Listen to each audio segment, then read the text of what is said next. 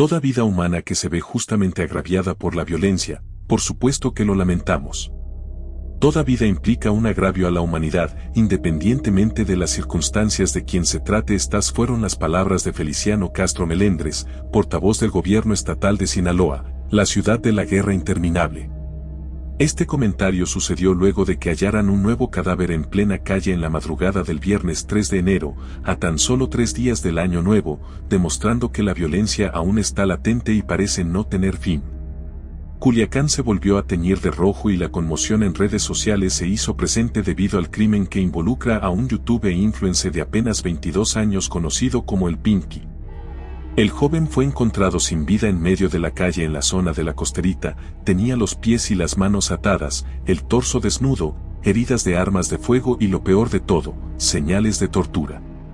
En su última publicación el Pinky afirmaba haberse alejado de gente mala y anticipaba un buen 2025, ni él ni ninguno de sus seguidores esperaba que su vida acabara de la peor manera al comienzo del nuevo año. ¿Quiénes fueron los maleantes que le dieron fin al querido creador de contenidos?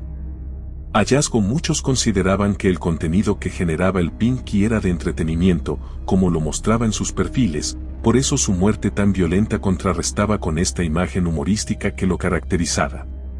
Horas después de que una avioneta lanzara volantes en contra de 25 músicos y creadores de contenido por sus presuntos vínculos con los Chapitos, señalándolos como presuntos colaboradores del grupo criminal, las autoridades de Culiacán localizaron el cuerpo sin vida de Agustín Paul, alias el Pinky. El cuerpo del joven creador de contenido fue hallado sobre la Costerita del Libramiento Benito Juárez, cerca del Motel New York, una zona complicada por su constante violencia vinculada al narcotráfico. Lamentablemente su cuerpo fue encontrado por habitantes de la capital sinaloense que transitaban por la zona. De repente, y como si fuera la moneda corriente de todos sus días, divisaron a un joven maniatado e inmóvil en plena calle, por lo que hicieron el reporte correspondiente ante las autoridades. Cuando llegaron elementos de la Fiscalía de Sinaloa y primeros auxilios, ya nada pudieron hacer por el Pinky, solo pudieron constatar que el cuerpo del influencer de 22 años ya no tenía signos vitales y presentaba marcas de violencia, disparos en todo su cuerpo. Estaba atado de pies y manos a la espalda y ejecutado por un disparo en la cabeza. ¿Pero quiénes habían hecho esto? Los signos de tortura y la forma en que fue hallado el cuerpo significaban que sus verdugos eran personas muy peligrosas. Luego del hallazgo del cuerpo, un video comenzó a circular en redes sociales en el que se ve a el Pinky atado y ensangrentado, con claros signos de violencia, especialmente en su rostro. En las imágenes el creador de contenido responde una serie de preguntas que dejan a entrever el posible motivo de su asesinato. ¿Por qué estás aquí?, le pregunta una persona que está detrás de la cámara, a lo que él responde: por pasarle información a MF.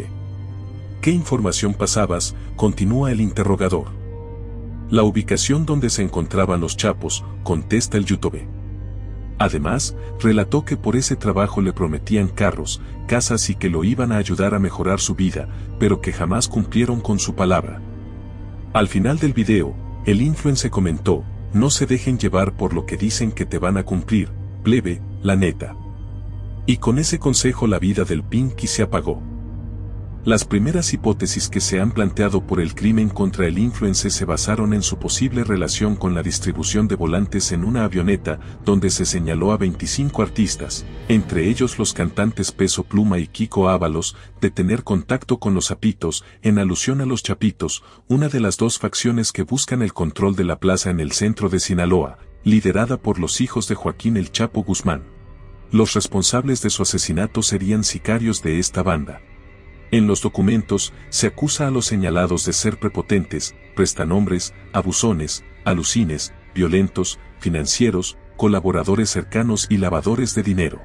Asimismo, los volantes instan a la ciudadanía a alejarse de estas figuras, principalmente músicos y creadores de contenido, y a dejar de consumir su material, bajo la premisa de que supuestamente financian a los Chapitos.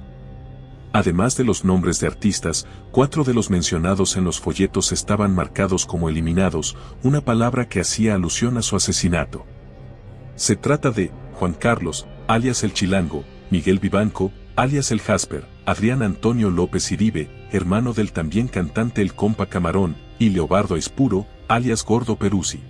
A pesar de que su nombre no se encontraba en esa lista, su cercanía con personajes como Leobardo Espuro Soto, alias Gordo Peruzzi, y quien fuera asesinado la noche del 9 de diciembre de 2024, hizo creer a las autoridades que no era ajeno a esto. ¿Pero quién era el Pinky? El Pinky era un youtuber que se hizo famoso por su canal cómico Los Plebes de Barrancos, en donde compartía bromas con sus amigos, otros youtubers que participaban del canal 000, y su video más visto llamado Se metieron y golpearon a la mamá del J de un video en broma con cámara oculta. Otro de los videos más populares del canal es una colaboración con el Gordo Peruzzi, que casi alcanzó el 500.000 de visualizaciones. El Pinky lo consideraba su amigo y, 3 días después de su asesinato, le dedicó una publicación de despedida en redes sociales. Además, el Pinky realizaba videos de retos en los que participaban amigos y personas cercanas.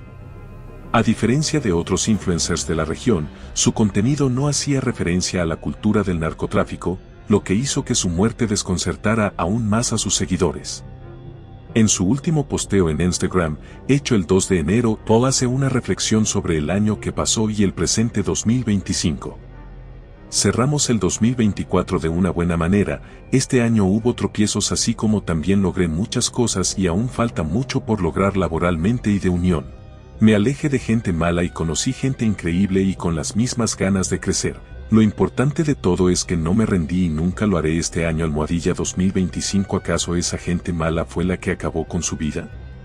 Además de este mensaje, se encuentran varias fotos en celebraciones con sus amigos, al igual que imágenes en las que quiso destacar su crecimiento personal y de su propio canal de YouTube. Tanto las palabras como las últimas fotografías del Pinky muestran un tono esperanzador, lo cual contrasta con el trágico final de la vida de este joven creador de contenido.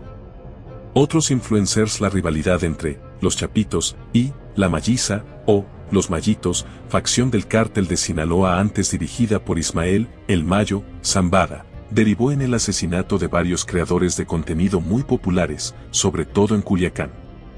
El Pinky se convierte en el 5º creador de contenido asesinado desde el pasado 9 de septiembre, día que inició el conflicto armado entre los Chapitos y la Malliza. Recientemente, la casa de los padres del YouTube Marquitos Toys fue baleada e incendiada. Otros creadores de contenido, como el Gordo Peruzzi, el Jasper y el Chilango, también han sido asesinados en el marco de la guerra entre facciones del cártel de Sinaloa. Si les interesa que investiguemos su historia y su lado oscuro, déjalo en los comentarios. Semanas antes del asesinato de El Pinky, se dio a conocer que el YouTube, el Gordo Peruzzi, cuyo nombre real era Leobardo Espuro Soto de 37 años, sufrió un atentado junto a su esposa, que resultó herida. Los hechos ocurrieron en la noche del 9 de diciembre en la colonia 21 de marzo, al sur de Culiacán, cuando unos hombres fuertemente armados irrumpieron en la vivienda del creador de contenidos y lo asesinaron a balazos. El Gordo Peruzzi contaba con más de 150.000 seguidores en YouTube, 380.000 en Instagram y 820.000 en TikTok. Su contenido estaba enfocado en comedia y retos, al igual que el Pinky. Sin embargo, se le relacionó con grupos de creadores de contenido como Los Toys, donde Marquitos Toys forma parte, un empresario e influencer también conocido en Culiacán como el narcoinfluencer de los Chapitos. Pero Peruzzi y el Pinky no fueron los únicos que vivieron en carne propia la violencia narco.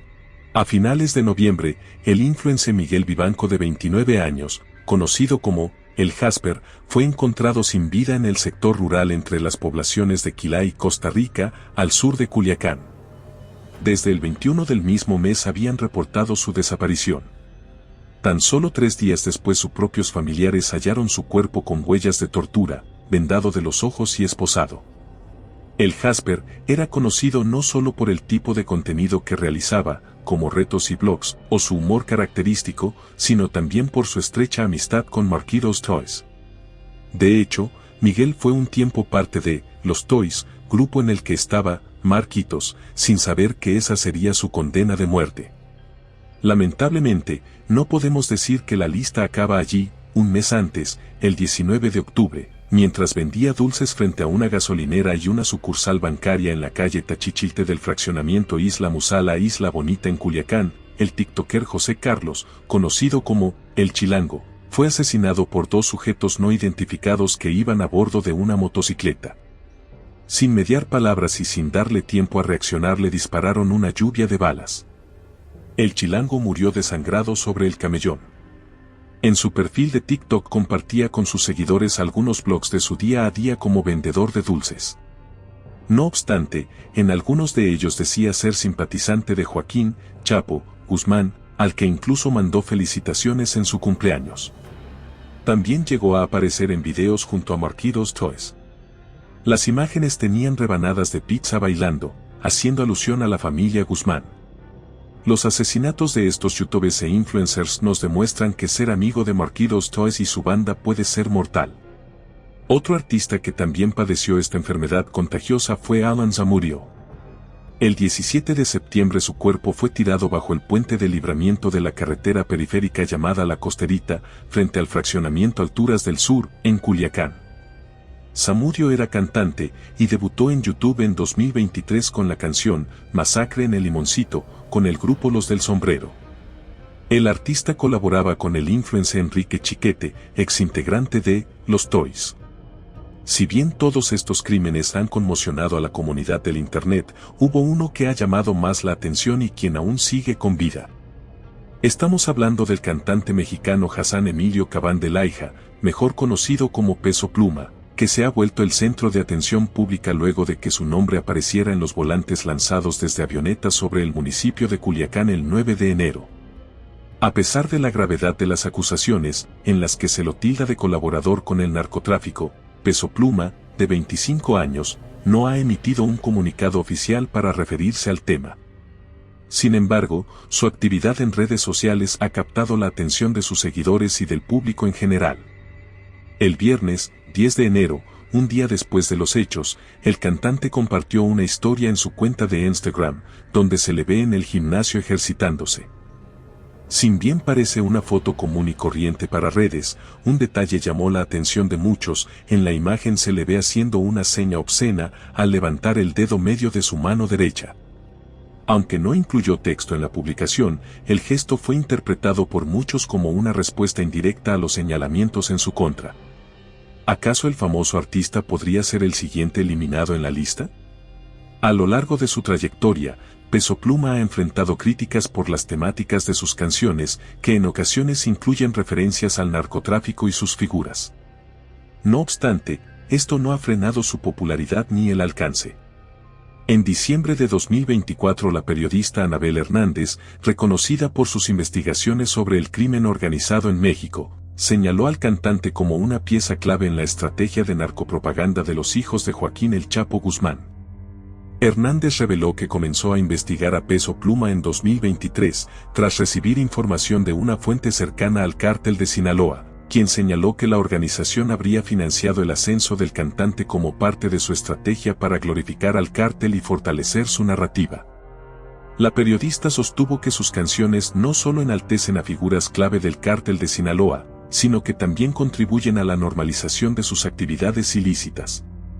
Según Hernández, a través de estos himnos, que la gente canta y baila sin ninguna reflexión, sin ninguna racionalidad, sin darse cuenta, se hacen cómplices de este narcosistema. La guerra entre las facciones del cártel de Sinaloa, los Chapitos y la Malliza, actualmente concentrada en zonas urbanas y áreas densamente pobladas, podría trasladarse hacia comunidades rurales y rancherías. En un intento de los grupos criminales por reducir la presión en las ciudades, restablecer cierta normalidad económica y, al mismo tiempo, continuar el conflicto en regiones menos visibles para las autoridades y los medios. Los grupos del crimen organizado estarían tomando decisiones estratégicas para preservar su capacidad operativa y mantener sus ganancias. Esto implica que las áreas urbanas de Sinaloa, como Culiacán, Mazatlán y Los Mochis, podrían comenzar a ver una disminución en los niveles de violencia que las han afectado en los últimos meses. Esta situación permitiría a los grupos criminales reactivar el cobro de derecho de piso en las ciudades y facilitar el flujo de efectivo necesario para financiar el conflicto. Lo cierto es que la guerra es muy cara, y para sostenerla necesitan que la economía urbana vuelva a moverse. ¿Qué fue lo que llevó a estos dos bandos a enfrentarse en una guerra interminable? El conflicto actual en Sinaloa tiene su origen en la fractura interna del Cártel de Sinaloa, primero liderada por Joaquín El Chapo Guzmán y luego, tras su detención en mayo de 2017, por Ismael El Mayo Zambada. Sin embargo, la traición por parte de los Chapitos, hijos de su aliado El Chapo, tocó a la puerta del Mayo Zambada en 2024, provocando que la organización sufriera conflictos internos. Luego de su detención por la DEA y el FBI producida en una pista el aterrizaje del aeropuerto de Santa Teresa, un pequeño pueblo en la frontera entre Estados Unidos y México, los hijos del Chapo, Iván Archibaldo y Jesús Alfredo Guzmán Salazar y Joaquín Guzmán Salazar, han asumido el control de la organización. Sin embargo, cuando tomaron el poder, se enfrentaron a la oposición de otras facciones, como la del Mayo Zambada ahora en manos de sicarios y los Salazar, una familia criminal históricamente aliada de los Guzmán. Esta fragmentación ha transformado al Cártel de Sinaloa en una serie de grupos autónomos que luchan por el control territorial. Si bien ambos bandos han dejado un rastro de muerte de sus propios integrantes, los que más sufren esta guerra sin sentido son los ciudadanos, comerciantes y periodistas locales. Sus vidas diarias han sido rotundamente transformadas por este conflicto que los obliga a cerrar temprano sus negocios. Los comerciantes temen operar después de las 7 de la tarde, debido al riesgo de enfrentamientos que aumenta al bajar el sol. Pero no solo eso, la guerra ha llevado a la falta de transporte público. Además, servicios como Uber o Didi han desaparecido por prohibiciones impuestas por los cárteles. El pánico es constante en los habitantes que viven bajo amenazas, con cadáveres abandonados en las calles y operativos militares que intensifican el miedo. La tecnología y las redes sociales han empeorado la guerra en Culiacán. La inmediatez de las redes alimenta la paranoia, porque no solo sirven como herramienta de comunicación para los cárteles, sino que también generan pánico colectivo a través de videos sanguinarios y sin censura y por sobre todo las noticias falsas. Según las cifras oficiales del Secretariado Ejecutivo del Sistema Nacional de Seguridad Pública, en septiembre de 2024, al inicio de esta guerra interna, ocurrieron 103 homicidios. Para octubre la cifra creció a 141. En noviembre las víctimas subieron a 169 y en diciembre unos 88 muertos, acumulando unos 501 asesinatos desde el estallido de la guerra en Sinaloa, siendo el Pinky el primer creador de contenido víctima de la ola de violencia en Sinaloa en 2025. Lamentablemente no podemos decir que el año nuevo haya calmado el conflicto, un total de 45 personas han perdido la vida durante la primera semana del nuevo año. ¿Acaso esta guerra nunca va a acabar? Esperemos que el tiempo calme esta ola de muertes y que el Pinky sea el último de esta larga lista de influencers asesinados.